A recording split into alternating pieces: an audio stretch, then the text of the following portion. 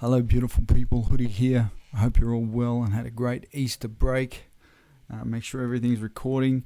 Look, it occurred to me, I was trying to think of what to play this week, and it occurred to me that I don't get to put out an EP very often, so I'm going to be a little bit self-indulgent this week and celebrate that I've brought my new EP out, which is called ReImagined, ReMastered and ReMarkable. And this is really just it's 5 songs that I've composed and been recording over the past couple of years, which I just wanted to nail them down and sort of set them in stone and put them out into the world once and for all. I think 1 or 2 of them I have recorded less good versions of before, and I sort of wasn't happy with those, and I just wanted to go back and make sure I've got the best. I got a drummer to come and help me with with all of the songs, so it really has a good feel to all of them. But before I play for you, and I will play something for you, I'm just going to take a minute to talk about the songs on this album, because they're not just me shredding over music. There's a lot of thought gone into these songs, and I thought I would just share a little bit about those songs with you. I'm going to start with the 2 older songs, and it's the 2 last songs on the album first, because they're the rock songs, right? I try and start calm and then build up to the big rock songs, but in practice what's happened is I've actually written the album in reverse, right? So I wrote this song called Life's March, and it's the 4th song on the album, and it was it was the first guitar song that I've ever written. And I was trying, when I first wrote that, it was probably back just after COVID, I think, and I was trying to compete with the Joe Satriani's of the world and Steve Vais and all these amazing, and the Slash, and all these amazing guitar players that I'd always been listening to. So I was trying to play as many tricks and as fast, like I was trying to compete on that level. And the original recording of that I just hated, because it was too fast. Like I remember recording it, and I put a lot of effort to nail it that time in the recording, but it didn't. The recording wasn't good, and I could never quite nail it. Like when you're recording, you can take a few takes, but whenever I tried to play it live, I couldn't quite nail it, and it wasn't my sound. So what I actually did, this is called Life's March, by the way, this song, is I slowed it down and I put more of me into it. So I've really created a great groove on that song now, and whether I'm playing it just with my looper pedal or whether I'm playing it to the backing tracks, it really sounds like me. So it's part of that ReImagined. I wanted to go back to the ones that I wasn't happy with and really get them right, get them, reimagined and remastered, and that's what I've done. So Life's March was the first song I ever wrote on guitar. I've had to peel it back a little bit, slow it down, but now it sounds like a Hoodie song, and I'm really proud of that. The next song is called Pipe Dreams, and it was sort of the same. I was still in that, how fast can I play? How can I shred? So there's some really fast lines on that song, and I called it Pipe Dreams because at the start it was really difficult for me to play, and I wasn't sure if I'd ever be able to play it live. And even playing it on this guitar, which is quite a larger guitar on the fretboard, can be quite difficult because there's some really fast runs that I do. But like any pipe dream, you got to start somewhere, right? And now I just nailed that song. So, it was a song I aspired to be able to play, as opposed to a song that I could play from the start. So that was the 2 sort of early songs. I'm going to go back to the first song on the album now, and it's a song called Can't Feel a Thing. And if you followed me for any amount of time, you'll know that I wrote a song called Can't Feel a Thing, and if you search for it, you will be able to find it on Spotify and Apple Music. And it was probably the saddest song I ever wrote, and it taught me a lot about songwriting. I've written hundreds of songs over the years, but this one, and it all started from a friend or a person I went to high school with, put something online one day that I read, and he said, if anybody sees my son today, can you please tell him happy birthday from me and that I love him?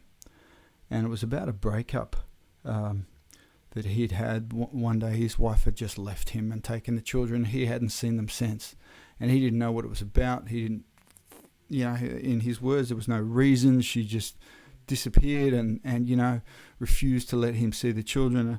I can't be a judge of what happens behind closed doors, but it got me thinking how sad that must be, to know it's your son's birthday and not even be able to say hello over the phone or, do anything about it. So I wrote this song called "Can't Feel a Thing," and in the chorus of that song, it's a line that just sort of gets people.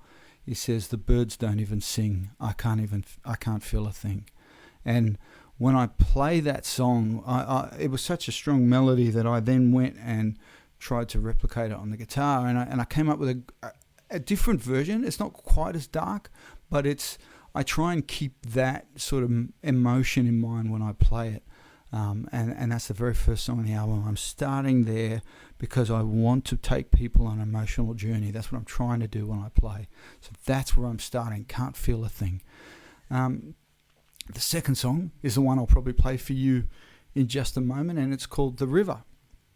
And The River, what was happening is people say, "Oh, we love watching your guitar videos. Come and play for us." And I would take an acoustic guitar, and because I play electric, and I love electric guitar, when I sit down with an acoustic guitar, I can't always bring the songs alive that I bring here in the studio for you. So I wanted to write a song which has all the rhythm and everything together, plus the melody all in one, and it's not natural for me. So that took a bit of effort. It was like a learning process for me. So that's the song I'm going to play for you in just a minute.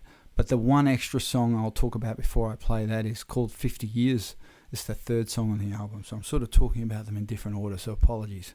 But 50 years, for my 50th birthday present, I told my wife I wanted a new guitar, and I got this beautiful new Yamaha RevStar professional guitar, which I just love. Like, it very quickly became my favorite guitar, and I've got Fenders and Gibsons and Gretschers and all sorts here, PRS within a couple of meters of me, and I play them all still, but this one has sort of become my favorite. But when I first got it, I was playing with it, and I thought, well, I should write a song with this guitar. So I wrote this song called 50 Years because it was my 50th birthday.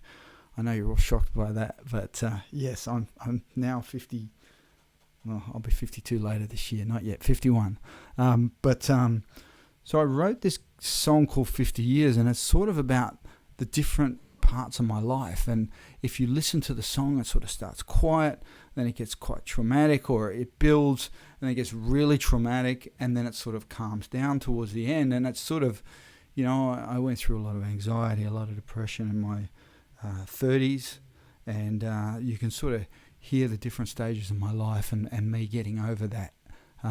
So it's called 50 Years. It was because I got the guitar for my 50th birthday, but I also wanted to sort of capture that in the recording. So look, that's the album. I spent a lot of time on the album, spent a little bit of money on the album too. I'm never going to get that back, but that's okay, because I don't do it for the money. I do it because, I just like putting my music out into the world.